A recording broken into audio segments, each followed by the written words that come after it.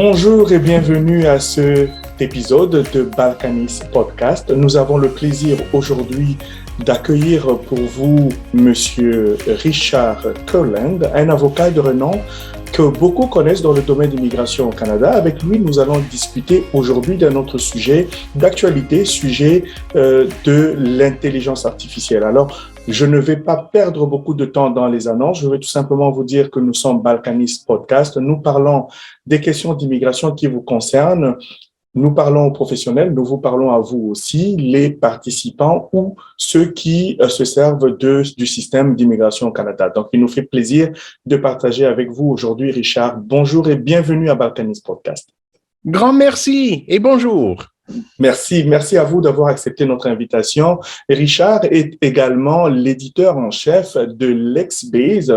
C'est une revue pour laquelle il va nous en parler brièvement pour nous dire à quoi ça sert. Moi, je suis inscrit et beaucoup d'autres professionnels aussi. Mais aujourd'hui, nous parlons de l'intelligence artificielle. Qu'est-ce que la Cour fédérale décide ou bien quel est le regard de la Cour fédérale par rapport à l'utilisation, j'ai envie de dire massive, de l'intelligence artificielle par le ministère d'Immigration, des Réfugiés et Citoyenneté Canada, donc IRCC. Alors, Richard, qu'est-ce que vous pensez aujourd'hui? Qu'est-ce que vous pouvez nous dire par rapport à ce sujet? Bon, alors, le Cour fédéral est là pour protéger non seulement le public, le programme d'immigration, mais les valeurs canadiennes, les valeurs de base. Voilà. Donc, ce n'est pas la Cour qui crée les décisions rendues par le département de citoyenneté et immigration. Les membres du public qui reçoivent des décisions, surtout négatives, oui. veulent le recours devant la Cour fédérale. C'est ça. Alors, la chose clé à noter, c'est le public qui stimule le processus, qui ouvre la porte de la Cour fédérale. C'est ça. Et non le contraire. Alors, avant de recevoir une décision négative, oui. C'est le département de citoyenneté et immigration qui accepte la demande pour un statut temporaire ou permanent vers le Canada. À l'intérieur du département, ils utilisent de diverses technologies pour formuler, pour assister, aider les agents de visa. Le système d'intelligence artificielle n'est pas tellement un système d'intelligence. Et pas tout à fait au point non plus. Le contenu est là, créé par les êtres humains. C'est ça, les programmeurs. Alors, l'objectif de ce système, il faut prendre littéralement des millions de décisions chaque année. Alors, pourquoi pas avoir un système en place qui pourrait traiter des grands volumes, je parle de 60% de demandes pour des statuts temporaires, pour rendre des décisions positives. Positives, oui. Positives. Alors, le système pour des décisions négatives ne rend pas la décision. C'est comme nos autorités dans le domaine fisc.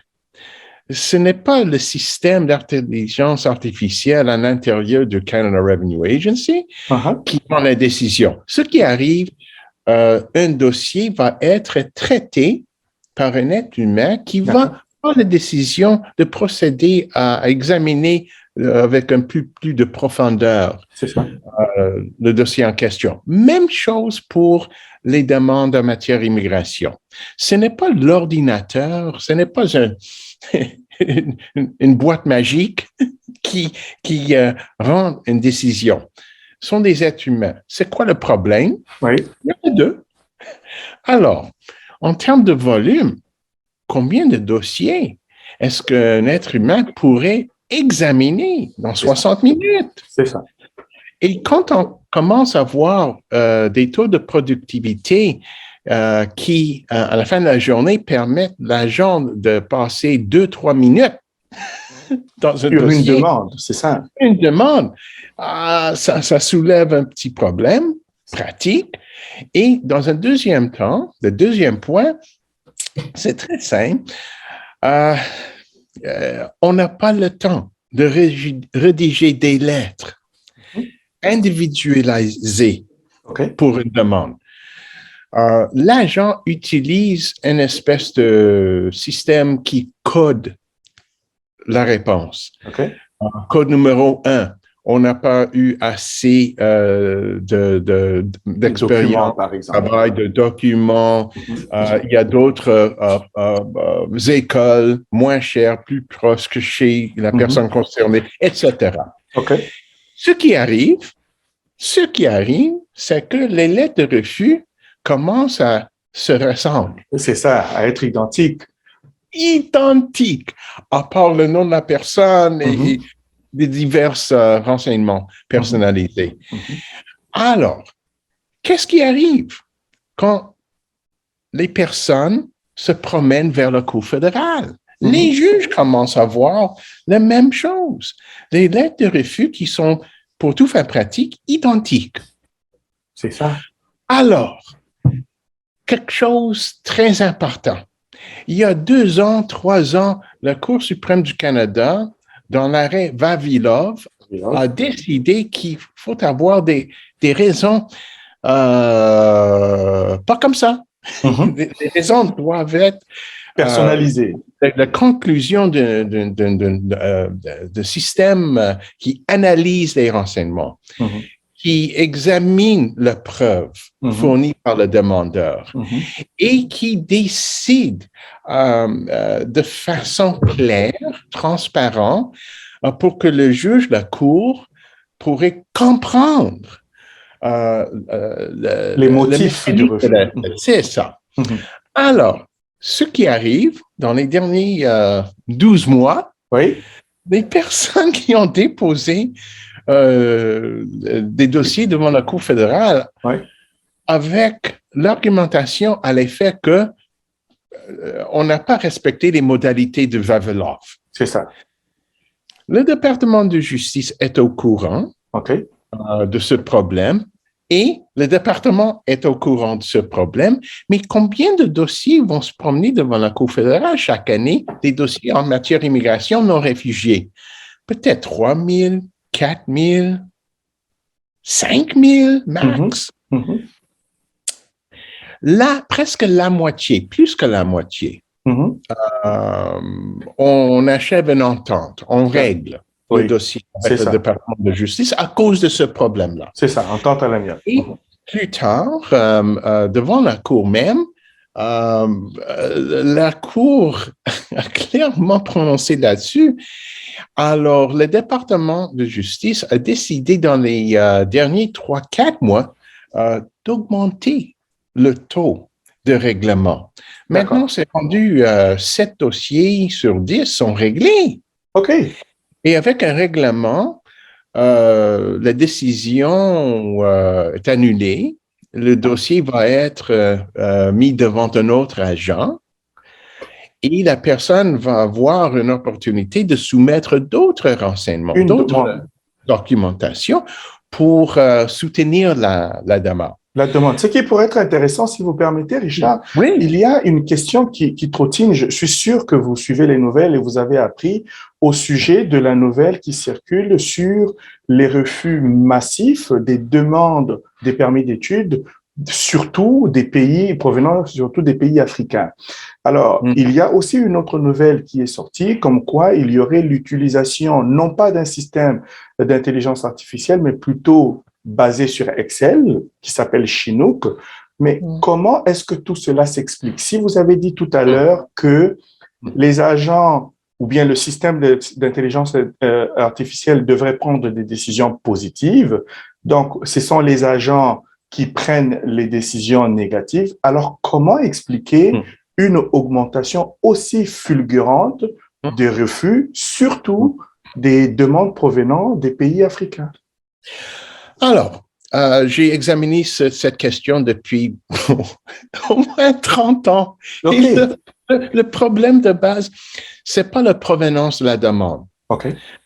C'est pas parce que le demandeur est physiquement présent en Afrique. Okay. Le vrai problème sont les documents frauduleux, manifestement mal fondés, qui se trouvent dans cette région. C'est la même chose pour d'autres régions au monde, comme dans le passé, le Vietnam ou la Chine, ou quelques régions de l'Inde. Alors, ce n'est pas la citoyenneté, la nation. Ce n'est pas l'origine de l'individu. Ce n'est pas l'origine du tout. Okay. Et j'ai continué à suivre les taux de refus pour ces régions depuis une bonne 25 ans pour voir s'il y a des changements dans les taux de refus. Non, c'est toujours comme ça. Alors, mais plus important, c'est le système Chinook. C'est ça. Le système Chinook a eu un petit problème tout récemment devant la Cour fédérale. C'est ça. Le système a fourni une instruction à l'agent d'effacer. Ça, c'était un problème. Oui, de ne pas inclure dans le dossier les notes, la décision, les notes. C'est ça. Et le output que Chinook a fourni à l'agent pour étudier la demande.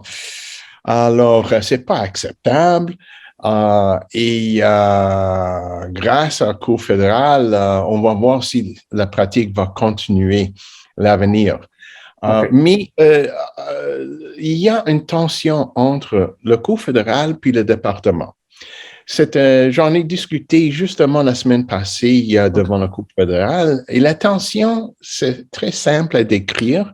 D'une part, le département préfère de respecter les modalités de Vavilov. C'est ça. Mais comment? Alors, ça va prendre encore 2 ans, peut-être 3 ans. Et ça va avoir des vagues de dossiers devant la Cour fédérale. Et chaque vague de dossiers va être examinée par la Cour. Et la Cour va indiquer dans la décision, voilà quelque chose qui fonctionne, voilà quelque chose qui ne fonctionne pas. D'accord. Et les programmeurs, les personnes qui sont responsables pour créer les décisions en blanc, disons, vont inclure les instructions de la Cour fédérale, les commentaires rendus par la Cour pour faire améliorer leur système. Jusqu'au point où ça va rencontrer les modalités requises par Vavilov. Alors, ça va prendre beaucoup de temps. Et entre-temps, les praticiens devraient choisir entre accepter un refus ou bien se promener devant la Cour fédérale pour essayer de régler le dossier. C'est une question de logique et frais. En termes de logique, est-ce qu'une décision négative dans le passé, est-ce que ça pourrait affecter les demandes à l'avenir? Je crois que oui. Bien sûr. Mais ça dépend toujours, c'est au cas par cas. C'est ça, on n'a pas la preuve requise pour avoir une conclusion. Mais entre-temps, on peut toujours redéposer une demande. Et voilà, c'est vite, mais j'ai expérimenté un tout petit peu. Il y avait une demande pour un permis d'étudiant émanant de Iran ou Ankara, quelque chose comme ça. D'accord. Et la personne a reçu une lettre de refus. La lettre de refus a indiqué que il y a des écoles en Iran moins cher et c'est plus pratique que vous allez étudier là-bas, pas au Canada. Ça pas de... Alors, moi, j'ai tout lu, j'ai pris connaissance du dossier et j'ai dit, OK, on va pas aller devant la Cour. Ce qu'on va faire, on va déposer une deuxième demande et je vais faire des soumissions à l'effet que j'ai bien étudié le champ. J'ai pas pu trouver une école semblable en Iran. Un prix modique, etc., etc. Et j'ai demandé si vous avez la documentation, la preuve, des renseignements, quoi que ce soit, qui va vous mener à la conclusion qu'il y a des écoles là-bas. Partagez, s'il vous plaît. Fournissez-les, moi, c'est ça. Fournissez. Et on a reçu le même lettre de refus. Ils ont carrément ignoré ou n'ont même pas consulté les soumissions. On est déposé devant la Cour fédérale et immédiatement règlement.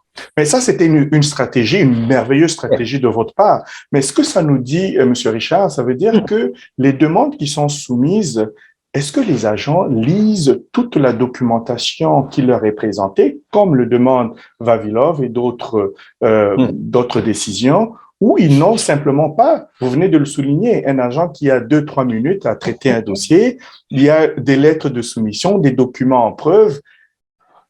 Oui, exactement. Alors, voilà, puis c'est le point séminal et c'est le point qui conclut le débat en même temps. C'est ça. Si on a 1,1 million de demandes pour des visas statut temporaire, si on inclut les permis de travail, 2 millions, et peut-être 3 000, 5 000 personnes décident de déposer devant la Cour fédérale, so what? Oui, c'est ça. Alors, parce que on ne va pas allouer les ressources nécessaires pour corriger tout ça aujourd'hui. On prend le temps nécessaire. S'il y a 2 000 à 5 000 personnes qui se promènent devant la Cour, vont régler le dossier, c'est tout. C'est moins cher. Les personnes peuvent redéposer. Et ça, c'est la mentalité du département aujourd'hui, il me semble. Et pour les praticiens et les personnes qui déposent, consulter un praticien. Pour les avocats, les frais sont importants. C'est à cause du COVID, les frais de production du côté opérationnel ont tombé, mais en masse. Alors, aujourd'hui, par exemple, notre bureau, nous faisons des dossiers devant la Cour fédérale pour ce genre de refus, un grand total, 3 500 $, quelque chose. Et c'est pas cher. Non, pas cher. Donc, ce que vous recommandez, Richard, c'est que lorsque nous obtenons, nous, en tant que professionnels, ou les candidats qui soumettent eux-mêmes, c'est d'aller de l'avant avec des demandes de révision judiciaire à la Cour fédérale. Oui, et en 2 étapes. Je suggère tout simplement d'ouvrir le dossier devant la Cour fédérale, tout compris, inclut le petit time de 50 $, et TPS, si c'est 400 $, c'est tout. Et une fois, après avoir pris connaissance des raisons, parce que les raisons arrivent à peu près 3 semaines plus tard, là, la personne décide de continuer les litiges, déposer une deuxième demande ou annuler le litige. Alors, c'est très efficace. Mais ça, c'est excellent. Merci beaucoup, mais je ne veux pas beaucoup prendre votre temps. Nous allons revenir rapidement sur l'intelligence artificielle. Mais comment la Cour fédérale appréhende et quelle est la position? Est-ce qu'on a une idée de comment la Cour fédérale va se positionner par rapport justement à cette utilisation de l'intelligence artificielle, même si ce n'est pas la Cour qui initie, mais quel est le point de vue de la Cour, à votre avis, par rapport à cette utilisation massive de l'intelligence artificielle. Et nous allons conclure quand vous voulez. C'est neutre ou positif parce que c'est un outil. OK. C'est comme quand on a commencé à l'utiliser des télécopieurs. Oui. C'est un autre outil. La chose clé, c'est le contenu. Okay. Est-ce que le contenu et les décisions qui vont être rendues vont être faites de façon qui respecte nos règles de jeu en termes de contenu, en termes d'une décision normale. C'est ça. Alors, c'est quoi la différence entre une décision qui est prise avec ou sans le système d'intelligence artificielle? Il n'y a pas de différence. Pas supposé d'avoir une différence entre les deux. Ils sont assujettés à des normes de contrôle. Des normes de contrôle, absolument. Okay. Uniformes. Et nonobstant si la décision est liée avec le système d'intelligence artificielle, la décision doit être claire et la décision doit rencontrer les modalités prévues dans la décision de Vavilov. Okay. Mais le vrai problème, en termes de volume, les décisions positives vont pas se promener devant la Cour fédérale. Mais c'est ça. Ils vont aller devant la Cour pour contester une décision positive. Alors, ça va prendre du temps. Oui. Mais c'est pour les prochaines 12 à 36 mois. Okay. Le système au complet est, pour tout fin pratique, sous forme d'évolution. D'accord. Alors, il faudrait protéger les clients, les demandeurs, et utiliser le recours habituel, surtout devant le cours fédéral, parce que le cours est là pour ça, pour protéger l'individu. Absolument. Absolument. Et donc, nous, en tant que professionnels, puisque moi, je suis consultant, par exemple, les autres consultants comme moi, qui ne peuvent pas aller devant la cour avec des dossiers comme cela, donc nous allons venir vous voir, vous, ainsi que d'autres.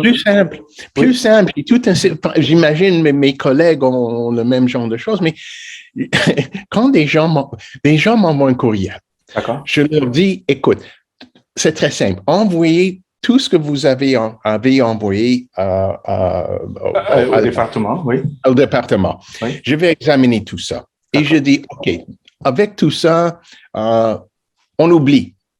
Aucune chance. La décision est incontrôlable. Ou bien, peut-être déposer une deuxième demande et peut-être il faudrait inclure les prochains, quelque chose différent. D'accord. D'autres documentations. Dans un troisième temps, je dis, écoute, la chose à faire, c'est contester. On est toujours dans les délais, 60 jours à l'extérieur du Canada, 15 jours à l'intérieur. On dépose, puis on attend 3 semaines. Dans 3 semaines, on examine les notes de study, et puis on va prendre la décision de continuer les litiges ou pas. Si on continue, d'habitude, dans à peu près 6 à 8 semaines plus tard, le département de justice va indiquer oui, on va régler ou pas. OK. Alors, ça prend pas beaucoup de temps. D'accord. C'est pas cher. Enfin, oui, c'est cher, ça dépend de la famille, mais c'est ça. Dans le passé, se promener devant la Cour fédérale, c'était 8 000 à 12 000, des fois 15 000 $. Pas aujourd'hui. D'accord. Pas aujourd'hui. Et on rencontre même pas des êtres humains. Même la Cour, nos sessions, on utilise Zoom comme aujourd'hui. Ah, d'accord. OK. Alors, il n'y a pas de temps pour voyager, pour changer de vêtements spéciaux, retourner chez soi et attendre et tout ça. Non. Alors, c'est très efficace aujourd'hui. Parfait. Alors, c'est bien plus intéressant pour nous et pour vous, les auditeurs qui nous écoutez. Nous avons reçu pour vous un éminent avocat, Richard Kurland, avec qui nous avons partagé, vous l'avez vu, il connaît très bien ce domaine d'immigration, il pratique depuis très, très longtemps. Richard, je ne vous ai pas demandé un tout petit peu de parler de vous. Est-ce que vous pouvez dire brièvement juste ce que vous... OK. Bon, OK. Avocat de province Québec, province Colombie-Britannique, et chaque mois, depuis 32 ans, c'est moi la personne qui fait les sommaires des décisions rendues par la Cour fédérale en matière d'immigration, citoyenneté, les décisions rendues dans les trentaine de jours avant la publication. C'est ça. Ça, c'est l'Expace. Et il va y avoir d'autres renseignements, documents obtenus sous la loi accès à l'information du département. Et ça à peu près 20 à 23 pages par mois. C'est ça. Et tout ça se circule au département. ISF, CBSA, nos ambassades et secteur privé. J'en ai fait d'autres choses, la formation, j'écris des choses de temps en temps. Je passe devant les médias en faisant des commentaires concernant des dossiers en matière d'immigration.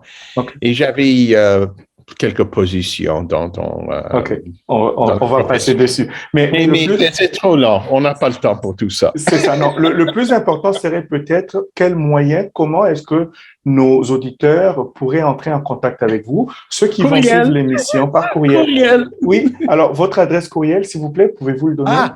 On peut utiliser Google avec le nom Richard Kurland, Kurland, mais au cas où, c'est l'ex-base, c'est Lionel, Edouard, X-Ray, Bravo, Alpha, Sierra, Echo, can immigrate. C'est immigrate, mais canimmigrate.com. Voilà, très bien. Alors, ça, c'est pour ceux qui vont nous écouter par le podcast, qui ne regardez pas YouTube. Donc, vous avez l'adresse courriel de Richard Kurland. Vous pouvez lui écrire un courriel. Merci à vous, Monsieur Richard, de nous avoir accordé votre précieux temps. Merci à vous, chers auditeurs, de nous avoir suivis. Et on se dit à la prochaine. À la prochaine. Grand merci. Au revoir. Merci à vous, surtout, de nous avoir acceptés.